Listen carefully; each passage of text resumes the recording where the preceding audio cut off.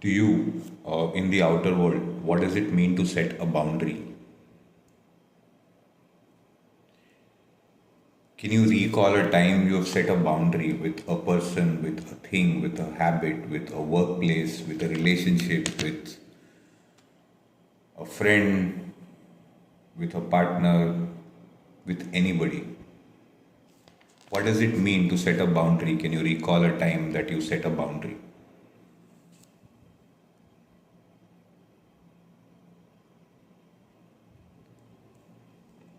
Second, I want you to think about what it means to stop explaining. Have you done that in the past at some point in some situation, somewhere where you decided that there was no point explaining and discussing and describing and problem solving and everything, and you decided to completely stop explaining?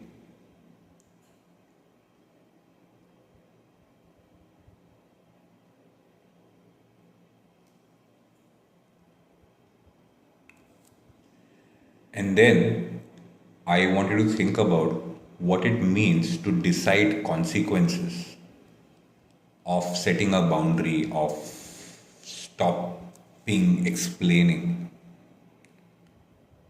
What is the meaning of deciding consequences? When have you decided these consequences? What kind of consequences did you decide when you stopped explaining, when you set a boundary?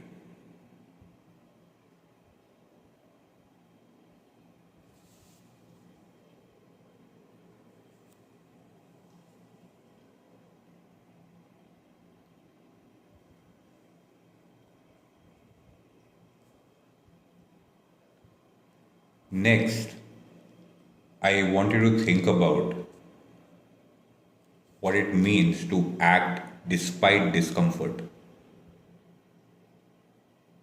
Have you done that before? You were uncomfortable setting a boundary, you were uncomfortable, you didn't know if you stopped explaining what would happen, you were afraid, you were tense, you were whatever the discomfort was. Despite that, you decided to set a boundary. Despite the knowledge of the consequences, likely consequences of that, you weighed those consequences, you set a boundary, you stopped explaining, and you acted despite the discomfort, the potential discomfort in your mind and in your body.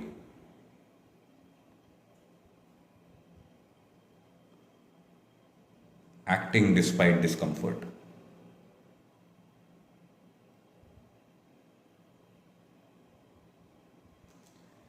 And then finally, I want you to think about what it means to not wait for agreement. When you don't wait for everybody in the situation to agree with you, when you move even when nobody agrees with you. Have you done that in the past? You've done things despite everybody around you disagreeing with you. You've set a boundary, you stopped explaining, you weighed your consequences, you decided what consequences you were okay with, the discomfort of that, you acted despite that, despite everybody else not agreeing with you. What does it mean? When have you done that? Because you have. It's not possible that you haven't. It's not possible that you did not withdraw power from an external oppressor, from a situation, from a job, from a relationship.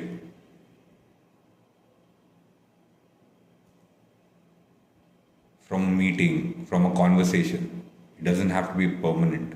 It could be just temporary. When did you set a boundary? When did you stop explaining? When did you decide on the consequences? Acted despite your discomfort and did not wait for agreement.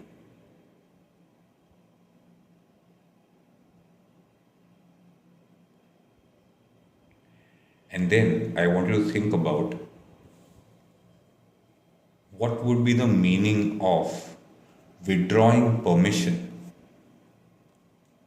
as an equivalent of setting a boundary. What would it mean if you withdrew permission from a part of you? Like you set a boundary in your life because you know how to set a boundary, you have set a boundary before. what would it mean to set a boundary with a part of you, which is the same as what would it mean if you withdrew permission from a part of you? Have you done that before? A part of you wanted to do something, you did not allow it. You took away your permission. You took away the power that the part had, and you did not act according to the part. You set a boundary, you withdrew permission.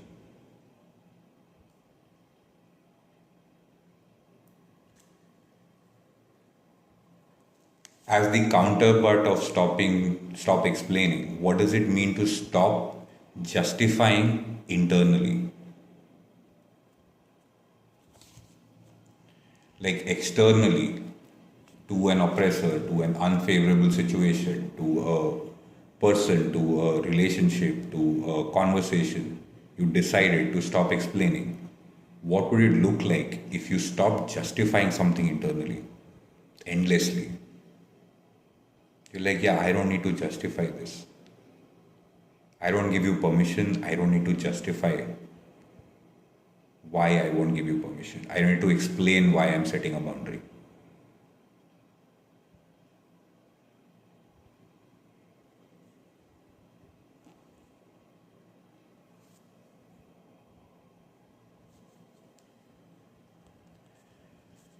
Then, like you decided consequences when you set a boundary, what would it mean to decide an internal action? An action that you take internally that will probably have consequences.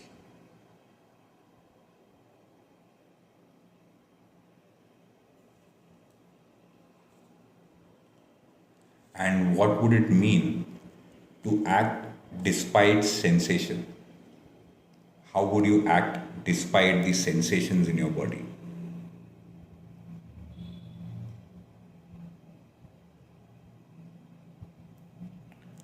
And then finally, like you did not wait for agreement, like you did not wait for everybody to agree with you before taking the action.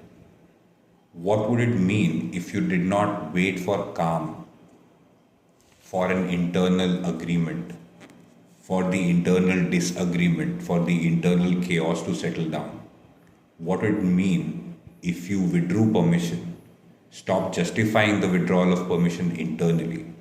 You decide on an internal action, act despite the sensation that action brings to your body and to your mind, and you don't wait for calm to show up before you act. What would it mean? Do you think you've done this before internally? You've obviously done it outwardly, you've obviously done it in the world, in a conversation, in a relationship, in a job situation. Have you also done that internally in the past? Withdrew permission from a part without justifying it internally, without worrying about what the consequences of this is going to be, without, despite all the sensation that that action carried, without waiting for calm to show up, without waiting for things to settle down in the middle of chaos. What would it mean? And has it already happened before? If I'm correct, if my understanding is correct, it has happened before. You have done this. You already know how to do this. Even if you haven't done this internally, you've done this externally. You know exactly what this is. You know exactly what to do. Would you agree with that statement?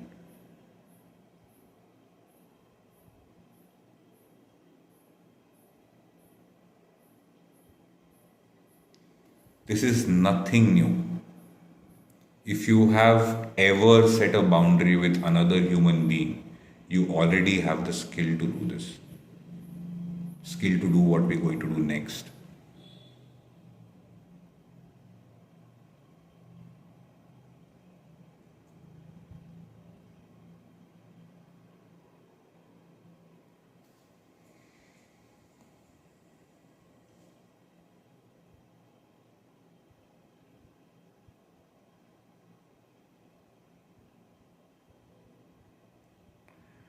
Because we can do this. We can sit and have chat have a chat with all the parts endlessly. We can try and heal them. We can listen to their story. We can develop understanding. All of that we can do.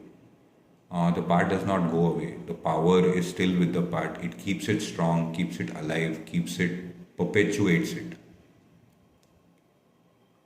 Because ultimately it's a program created by you.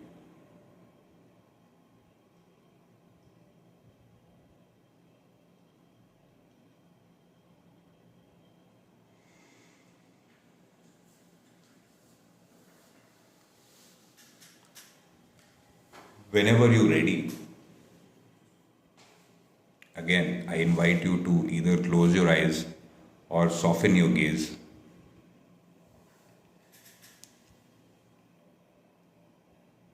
and we walking into a building. Somebody's opened the door for you. Look at this person. Somebody's opened the door to the building to you. You walk in, the building is under construction. There are pillars everywhere, but no floors and no walls. You're practically walking on a beam very carefully. You might fall, but you're not going to because this is your building. You created this. This is you. There is nothing here that can harm you, nothing here that can hurt you. There is absolutely no danger. We keep walking, and you reach a reception like area where you find an elevator, a lift.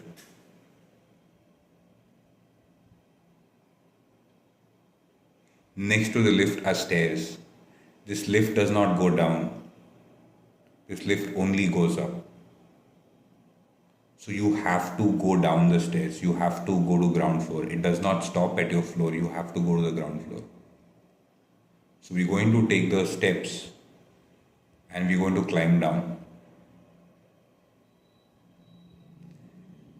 As we climb down, we can see the lights are off in the lower floors. You can see it. You peek down the banister, you peek down the stairs, it's dark. But it's you. It's your building, your house. You're not afraid. You're okay with the dark. You keep climbing down the stairs.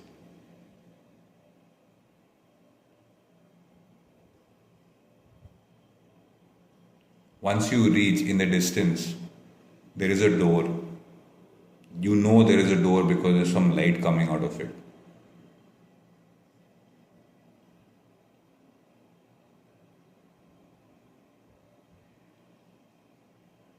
You open the door. You walk in. Look at the room.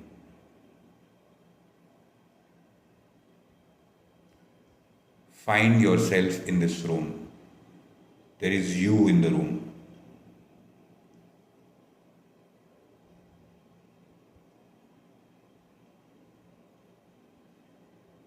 This is the one that is so powerful.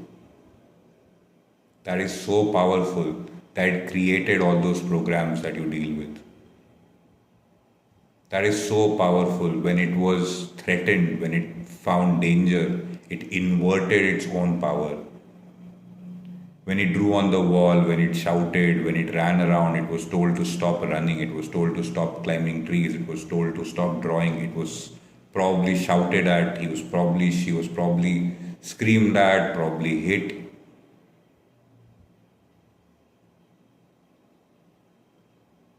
But she's extremely powerful, he's extremely powerful. Look at them. Every single time there was chaos in your life, every single time you didn't know what to do, every single time you didn't know what your next step was, every single time there was absolutely no help and nobody backed you, nobody was standing behind you, they had your back. They show up every time there's chaos. Every time you don't know what to do, they show up. They take the decision. They make the movement. They make it happen. They've saved you so many times. The only person that you can trust, the only one that has always got your back, they're standing there. because they showed up, when there was chaos, you started thinking that they are the ones who cause chaos. You don't trust them anymore. You don't trust that they've got your back. You think they bring chaos. Can you remember? They don't bring chaos. They come when chaos comes. They wake up when there is no option. You allow them when there is no option. Walk towards them. Look into their eyes. Hold their hands.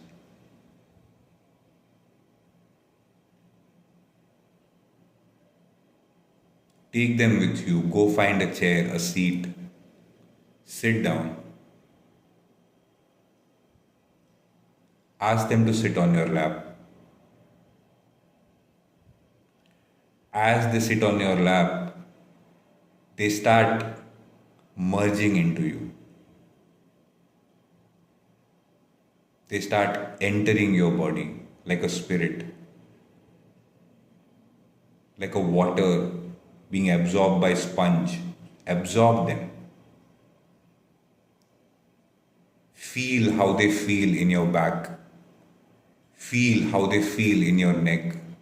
Feel how they feel in your jaw. Feel how they feel on your shoulders. Feel how they feel in your hips. Feel how they feel in your spine. Adjust your spine, adjust your posture to accommodate their form.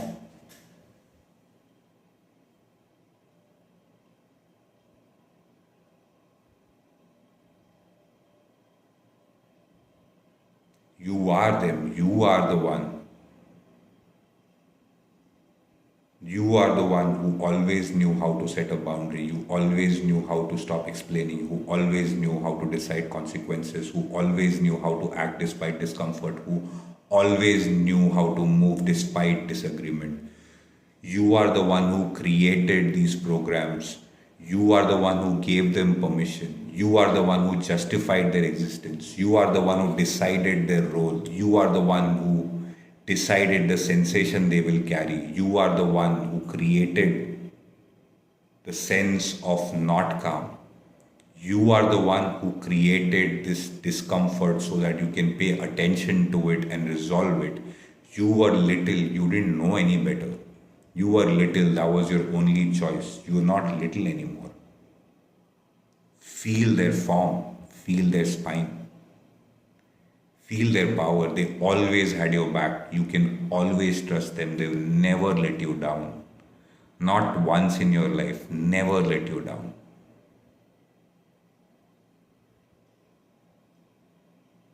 Put your right hand on your heart and left hand on your belly. Feel their heartbeat. Feel the sensations in their gut. They've always been there inside you. They're always there. They are you. You are them. You are always here.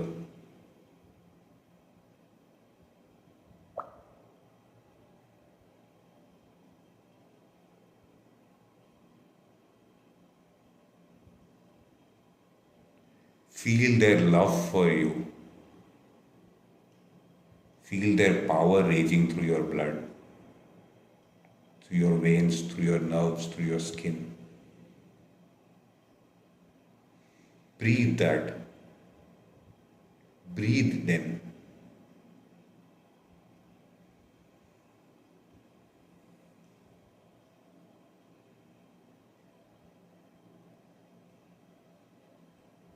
All these programs, all these behaviors, all these patterns that you blame yourself for, that you worry about, that take up your energy, you created them. Programs, helpers, you created them. You are that intelligent and that powerful. Everything that is here, whether it is scary or dark or sad, everything is yours. You created it. You are that powerful. You are that intelligent. You are that beautiful. Look at them. You are that beautiful.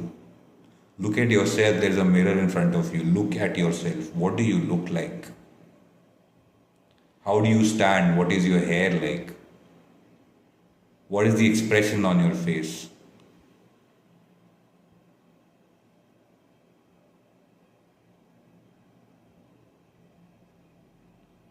We cannot be here forever, so we're going to leave this room now. Let's walk out. Let's walk out of the door. You can see the lift, there's a little light. This lift only goes up. Go to the lift. The door is opening. There are 7 floors inside. You can see buttons for 7 floors. We're going to the 7th floor. Press that button. Let's go to the 7th floor.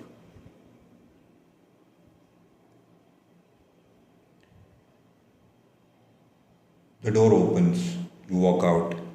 It's dark again, but you see a door in the distance. You know there is a door because there's light coming out of it. Behind that door, we're not opening the door yet. Behind that door is you again.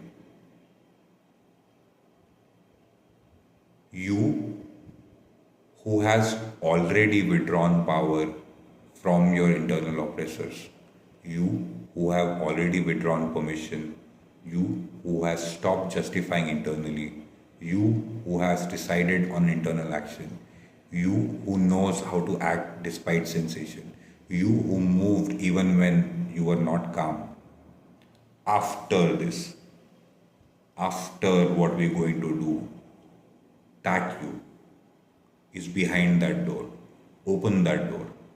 Look at the room. Look at them.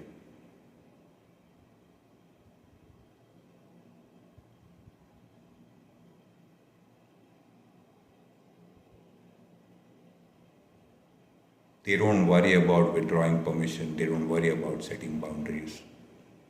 They're not carrying all those extra clothes anymore. Layers and layers of clothes anymore. They're naked. They're naked, they're beautiful. They're not carrying as much weight on their shoulders. Feel your shoulders, feel their shoulders. Look at their shoulders. Look at how they look at you. Look at how they look at everything else. Look at how they stand. Look at how they sit. Look at how they walk. The one you met in the basement and the one here, they're the same. See that they are the same even if they appear different. See that still you.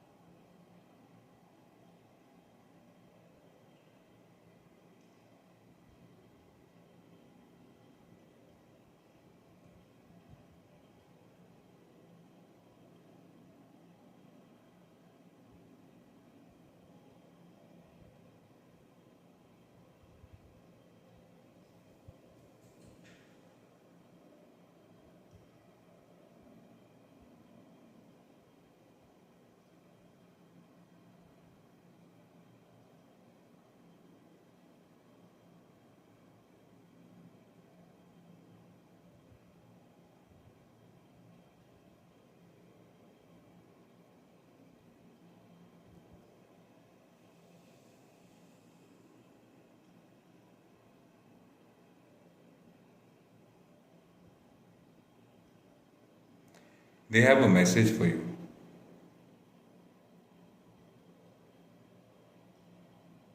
Ask them what the message is.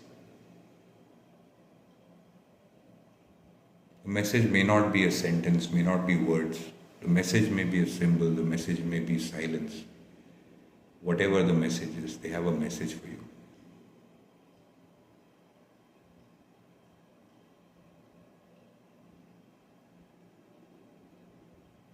Take that message, receive that message. And we want to walk out of that room. We're going to walk out of that room and we're going to bring our attention back to the contact of our body with our physical surroundings, to the memory of the room we are sitting in right now, to the sounds that this room is creating for you. Take a deep, long inhale, the longest possible. Fill your lungs completely. And a deep, long exhale from the mouth. Empty your lungs completely. Do it thrice.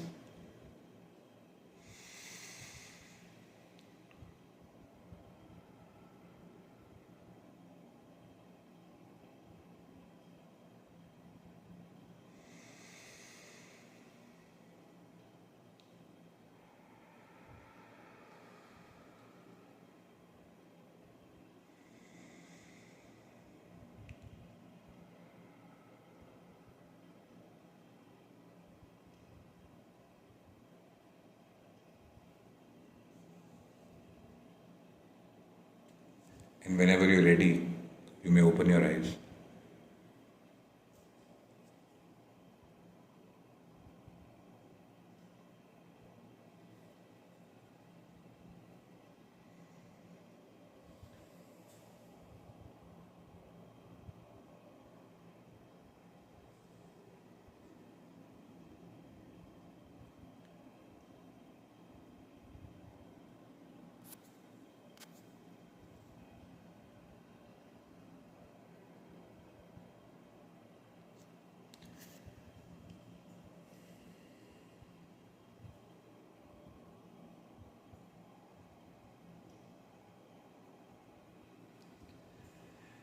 Now, I'll give you some time to just gather yourself because we're going to do a ritual. You have your square paper with you. Be something like this. To the best of your ability, fold it into thirds. One third, vertically and horizontally.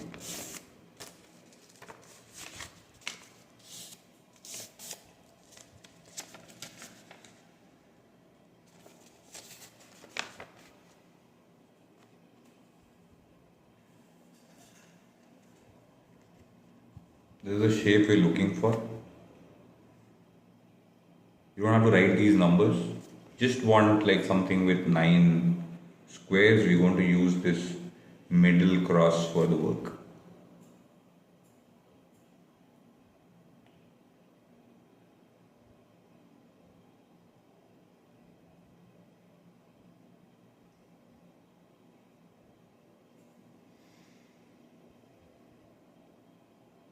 We're going to use this area which is called 1.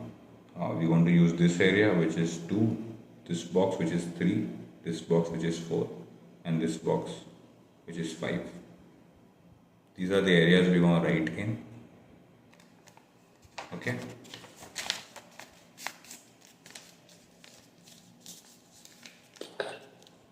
Sir, can you show the number again? Don't worry about the numbers right now. I'll come back to them.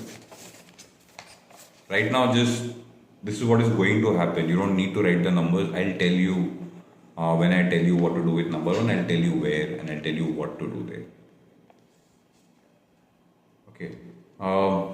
Just gonna quickly run through the ritual, like the concept of the ritual. Every ritual in tantric practice has a yantra, mantra, and tantra. This is a yantra. It's like a mandala. It's like what is it called? Altar. It's like an altar. Okay, this is your top. This is 1. This is left. 2. 3 is center. 4 is right, and 5 is bottom. So I'll use both of those so we're not confused. In this, we're going to using this. We're going to this is the yantra. We're going to do the tantra. The tantra is the mechanics, the process that we're going to use to do our ritual, and then finally we'll do a mantra and seal the ritual. Okay. When you're doing this, there are a couple of rules because we're going to go into a break now. Before we go into a break and after we come back from the break, I'm going to repeat the rules. No adjectives. We're not going to use any adjectives. Whatever we're going to do, we're not going to use adjectives. We're not going to write anything about emotions. We're not going to give any explanations. The only thing we're writing are verbs, actions. It might be a through two-worded, three-word phrase like avoid conflict, initiate conversation, send message before sleep, something like this, a statement.